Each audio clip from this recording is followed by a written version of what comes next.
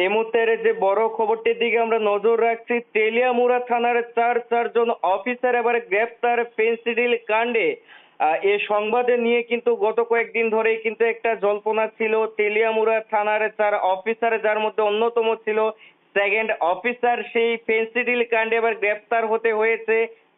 চারজন অফিসারকে আমাদের সঙ্গে রয়েছে তেলিয়ামুড়ার অন্যতম সংবাদকর্মী, রয়েছেন বরিষ্ঠ সংবাদকর্মী হিরণময় বাবু। কি রয়েছে তথ্য, কি কারণে চারজন পুলিশ অফিসারকে গ্রেপ্তার করা হয়েছে?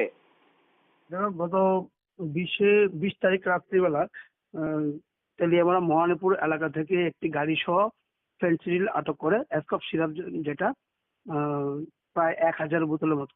তো এর আগে আমরা পরিবেশন করেছিলাম, প্রায় 1000 মতো বোতল আটক করেছিল এবং 3-400 মতো মাল তারা বিক্রি করে দিয়েছে পুলিশ অফিসাররা।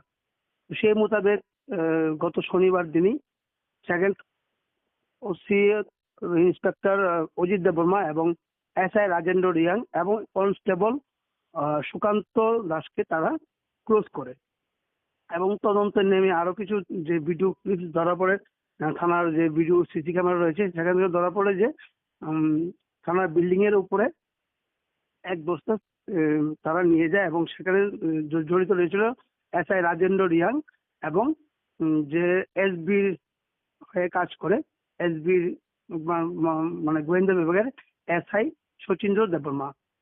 এবং যে মালটি যে আটক করে যে আয়ু শম্পা দাস, তাদেরকে শম্পা দাস এবং এসআই শচীন্দ্র দেববর্মাকে আজ তেলিয়ামুড়া থানার পুলিশ গ্রেফতার করে এবং যে তোমার ক্রাইম ব্রাঞ্চের হাতে তুলে দেয়।